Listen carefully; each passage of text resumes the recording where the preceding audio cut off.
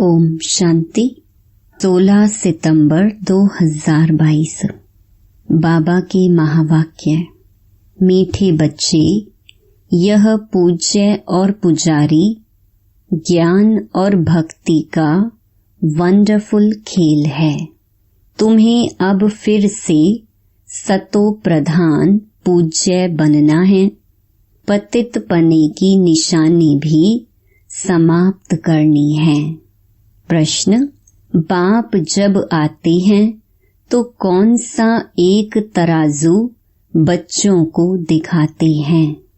उत्तर, ज्ञान और भक्ति का तराजू, जिसमें एक पुर पलड़ा है ज्ञान का, दूसरा है भक्ति का। अभी ज्ञान का पुर हल्का है, भक्ति का भारी है। धीरे धीरे ज्ञान का पुर भारी होता जाएगा। फिर सतयुग में केवल एक ही पुर होगा। वहां इस तराजू की दरकार ही नहीं है। ओम शांति। रूहानी बाप मीठे मीठे रूहानी बच्चों को ज्ञान और भक्ति का राज समझा रहे हैं। यह तो अभी बच्चे जानते हैं कि बरोबर बाप आए हुए हैं और हमको फिर से पूज्य देवी देवता बना रहे हैं। जो आसुरी संप्रदाय बन गए हैं वह अब फिर से देवी संप्रदाय बन रहे हैं। अर्थात अब भक्ति का चक्र पूरा हो गया। यह भी अब मालूम हुआ है कि भक्ति कब से शुरू हुई है। रावण राज्य कब से शुरू हुआ है, कब पूरा होता है, फिर राम राज्य कब से शुरू होता है। तुम बच्चों की बुद्धि में वर्ल्ड की हिस्ट्री ज्योग्राफी है। बरोबर 4 युग हैं। अभी संगम युग का चक्कर व ड्रामा चल रहा है। यह हम सब बच्चों की बुद्धि में बैठा। किसकी बुद्धि में बैठा? हम प्रजापिता ब्रह्मा मुख वंशावली ब्राह्मणों की बुद्धि में बैठा। किसका नाम तो कहेंगे ना, सिवाय ब्राह्मणों के और कोई नाम नहीं निकाल सकते। यह खेल ही ऐसा बना हुआ है। ब्राह्मण, फिर देवता, क्षत्रिय, ऐसे यह चक्र फिरता रहता है। तुम बच्चे अब याद की यात्रा सीख रहे हो अथवा पतित से पावन बन रहे हो। समझाना भी ऐसे होता है। अभी हम राम राज्य की स्थापना कर रहे हैं तो जरूर पहले रावण राज्य है। यह भी सिद्ध होता है। अभी रावण राज्य है तो झाड़ बहुत बड़ा है। अभी हम पूज्य देवी देवता धर्म की स्थापना कर रहे हैं तो पुराना झाड़ खलास हो, नई झाड़ की स्थापना हो रही है। यह भी हिसाब किताब बच्चे समझते हैं। हम स्वयं पूज्य सतो प्रधान थे, फिर 84 जन्म बाद तमो प्रधान बने। पूज्य से पुजारी बने हैं, फिर से रिपीट करना पड़ेगा। यह तो सहज समझने का है कि चक्कर कैसे फिरता आया है। जैसे एक्टर्स शुरू से लेकर पिछाड़ी तक पार्ट बजाते हैं ना, तो यह है बेहद का राज। ज्ञान और भक्ति का राज बुद्धि में अच्छी रीति जम गया है। हम ही पूज्य सतयुगी देवता थे, फिर हम ही सीढ़ी उतरते पुजारी बने। रावण राज्य कब से शुरू हुआ, पूरी तिथि तारीख तुम जानते हो। हमने ऐसे ऐसे पुनर्जन्म लिया। पहले हम सूर्यवंशी देवी देवता थे, फिर चंद्रवंशी बने, अब फिर ब्राह्मण वंशी बनकर फिर हम देवता बनते हैं। अभी तुम ब्राह्मण वंशी व ईश्वरीय वंशी हो तुम सब जानते हो कि हम सब ईश्वर की संतान हैं, इसलिए ब्रदर्स कहते हैं। वास्तव में तो ब्रदर्स होते हैं मूल वतन में, फिर पार्ट बजाने लिए नीचे आना पड़ता है। यह तो बच्चे जानते हैं। हम ही शूद्र से ब्राह्मण बन पढ़कर वह संस्कार ले जाते हैं। सो हम देवी देवता बनते हैं। कल हम शूद्र थे, आज हम ब्राह्मण हैं, फिर कल हम देवता बनेंगे। यह राज समझाना भी होता है बच्चों को, सभी को सुजाग करना है। यह तुम किसको भी समझा सकते हो कि नई दुनिया सतयुग, यह पुरानी दुनिया कलयुग है। इसमें कोई सुख नहीं। बच्चे समझते हैं जब यह नया झाड़ था तो हम ही देवी देवता थे, बहुत सुख था। फिर चक्कर लगाते लगाते पुरानी दुनिया हो गई है। मनुष्य भी बहुत हो गए हैं तो दुख भी बहुत हो गया है। बाप समझाते हैं सतयुग में तुम कितने सुखी थे। सदा सुखी तो कोई रहते नहीं। पुनर्जन्म लेने का भी कायदा है। पुनर्जन्म लेते लेते उतरते उतरते 84 जन्म पूरे हुए हैं। फिर नए सिर चक्कर फिरना है, ज्ञान और भक्ति। आधा कल्प है दिन नई दुनिया, फिर आधा कल्प है रात पुरानी दुनिया। यह पढ़ाई याद करनी होती है। शिव बाबा को भी याद करना होता है, टीचर को भी सारा याद है ना।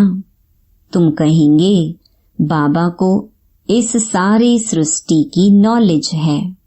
तुम भी समझते हो कि हम जो पावन पूज्य देवता थे सो अब पुजारी पतित बने हैं। सतो प्रधान, सतो रजो तमो, यह हिस्ट्री ज्योग्राफी तुम ड्रामा की समझते हो। यह पूज्य और पुजारी का खेल बना हुआ है। ऐसी ऐसी अपने साथ बातें करो।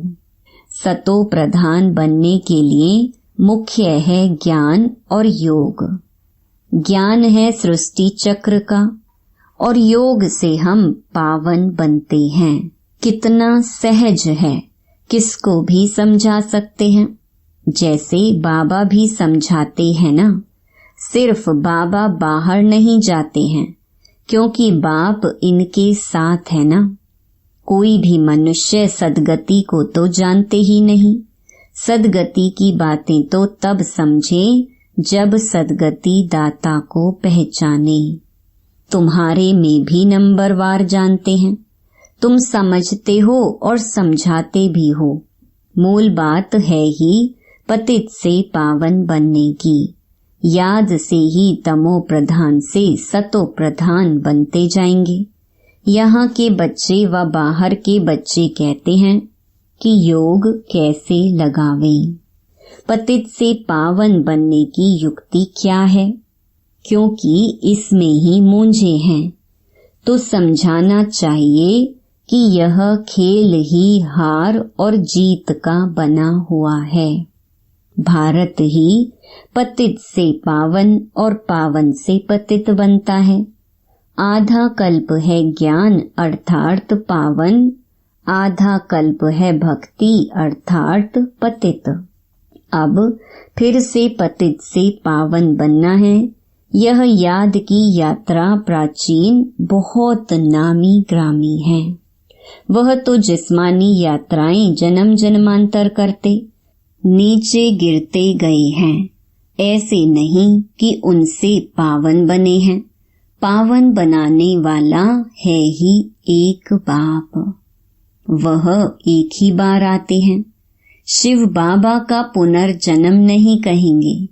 मनुष्य को ही 84 जन्म के चक्कर में आना है। बाप कहते हैं यह कहानी बहुत ही सहज है।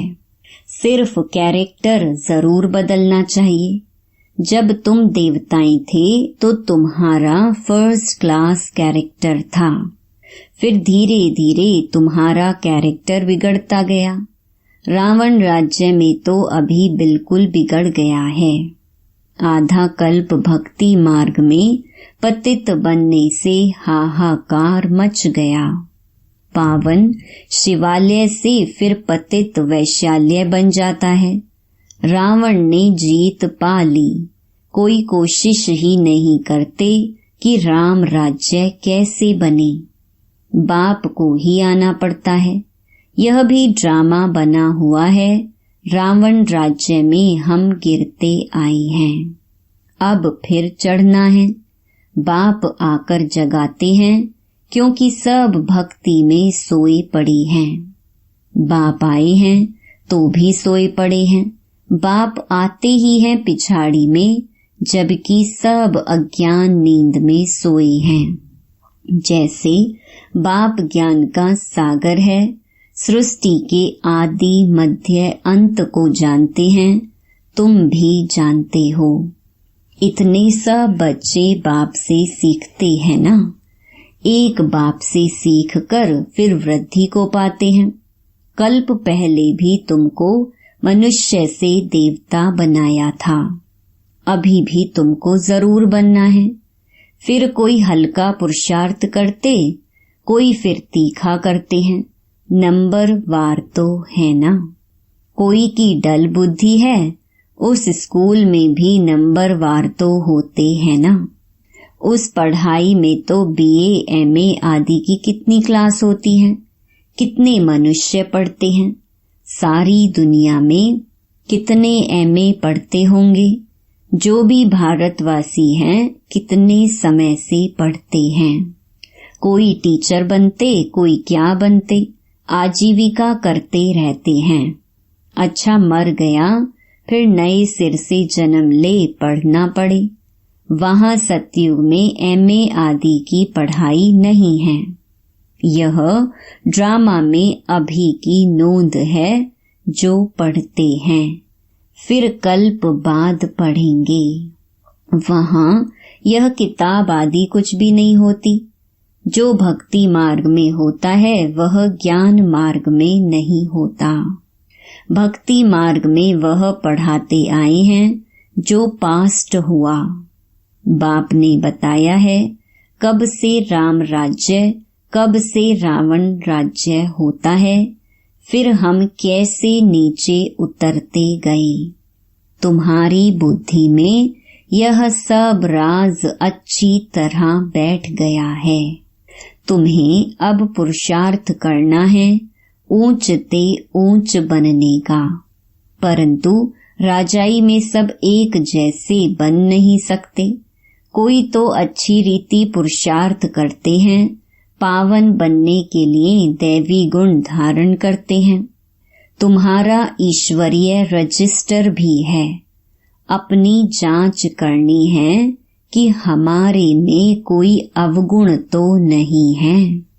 गाते हैं हम निर्गुण हारे में कोई गुण नहीं। सब समझते हैं हमारे में अवगुण हैं।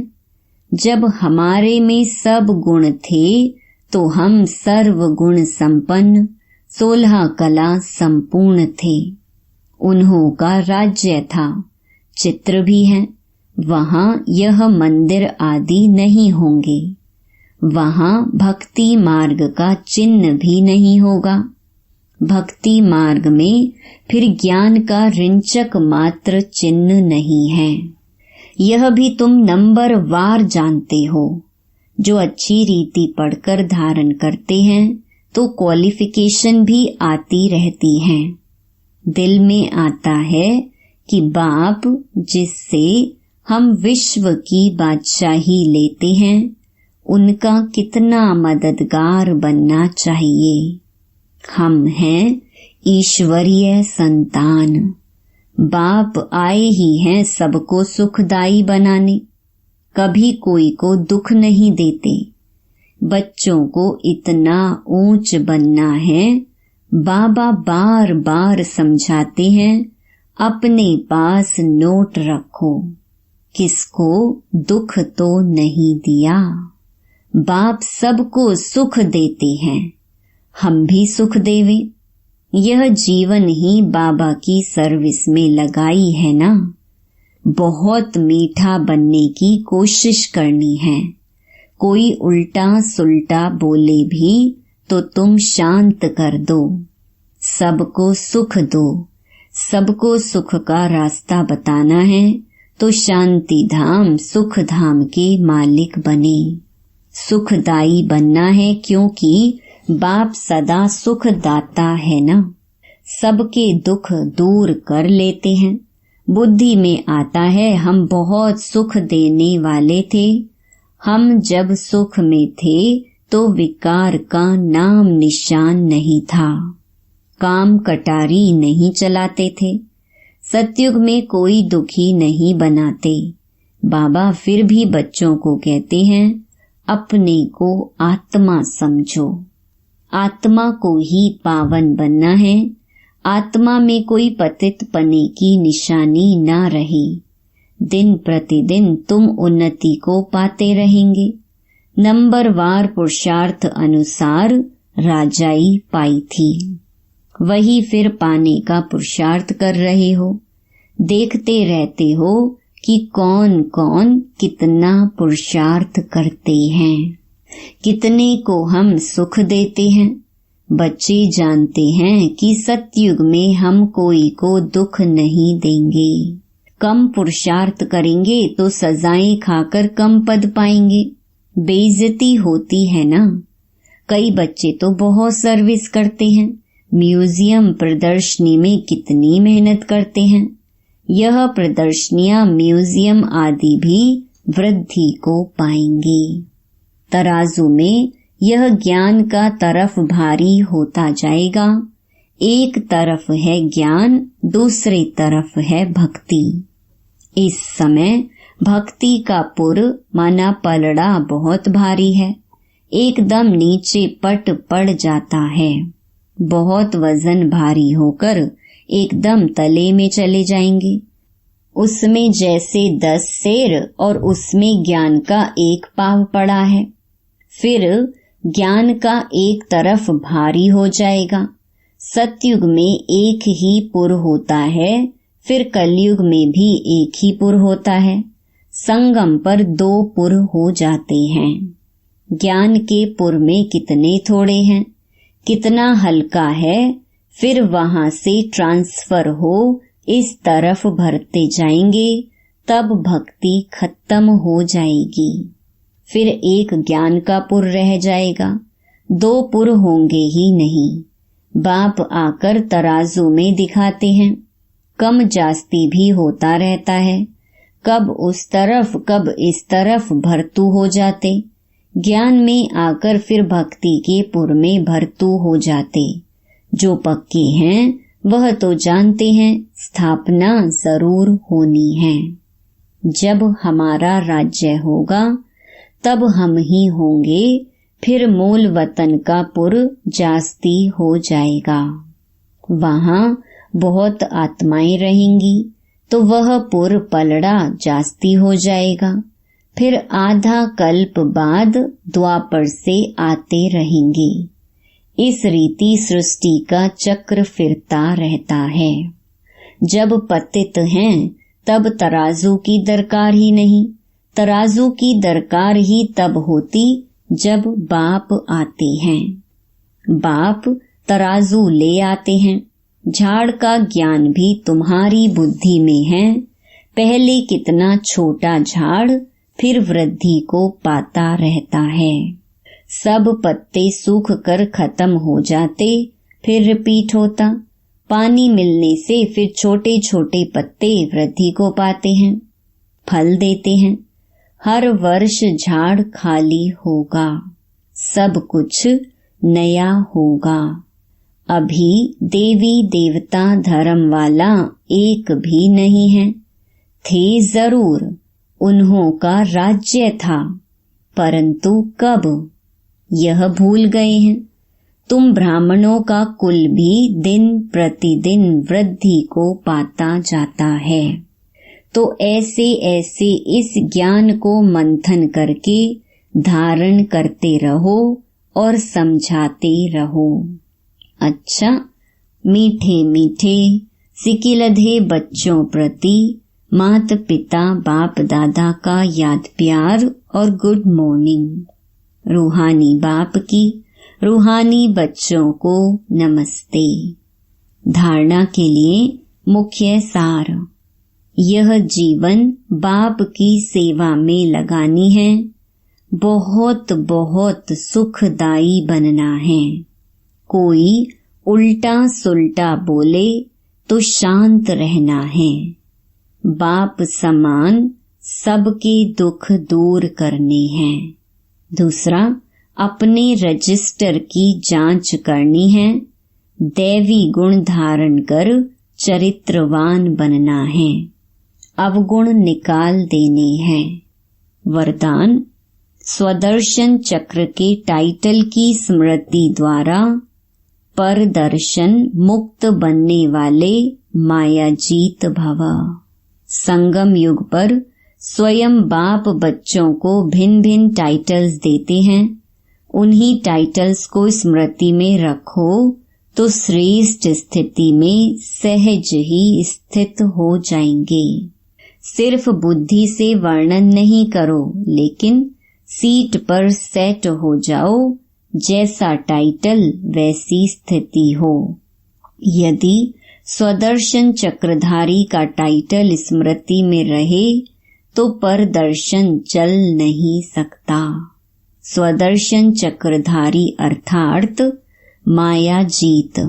माया उसके आगे आने की हिम्मत भी नहीं रख सकती। स्वदर्शन चक्र के आगे कोई भी ठहर नहीं सकता। स्लोगन, वानप्रस्थ स्थिति का अनुभव करो और कराओ तो बचपन के खेल समाप्त हो जाएंगे। ओम शांति।